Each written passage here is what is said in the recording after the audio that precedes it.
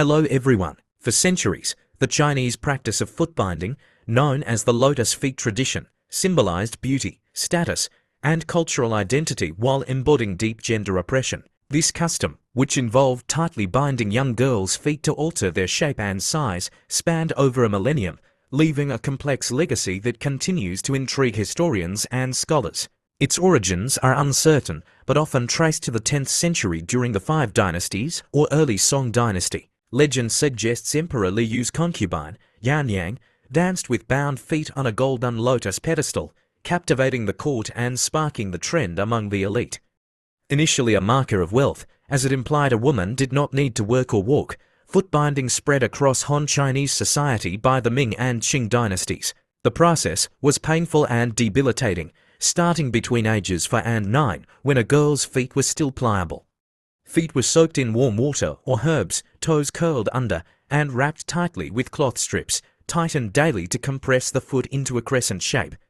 The ideal golden lotus foot was about 3 inches long, though 4-inch silver lotus feet were also admired. This broke bones, caused lifelong pain, and limited mobility, often requiring assistance to walk and risking infections or gangrene. Mothers or grandmothers performed the binding, reinforcing its role as a female-driven tradition tied to marriage prospects and social acceptance. Lotus feet were deeply tied to Chinese ideals of femininity and virtue. Small feet were eroticized in art and poetry, associated with fragility and grace, and hidden under ornate embroidered shoes that became objects of fascination. The practice reinforced Confucian gender roles, confining women to domestic spaces.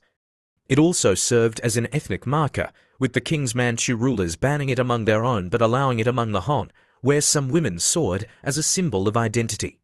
Critics existed, particularly in the Qing period, but their voices were marginal until the 19th century. The decline began in the late 1800s as China encountered Western ideas and pursued internal reforms. Missionaries and Chinese reformers criticized foot binding as cruel and a barrier to progress. The Taiping Rebellion and anti-binding societies, starting with one in Shanghai in 1895, promoted natural feet and highlighted health risks.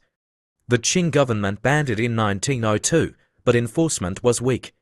The Republic of China in 1912 and later the Communist government after 1949 intensified efforts to eradicate it, stigmatizing it as a feudal relic. By the late 20th century, only elderly women with bound feet remained as living reminders. The lotus feet tradition remains a powerful symbol of patriarchal beauty standards. Museums display tiny lotus shoes, and oral histories from elderly women reveal the pain and pride tied to the practice. That's all for now. See you in next video. Goodbye.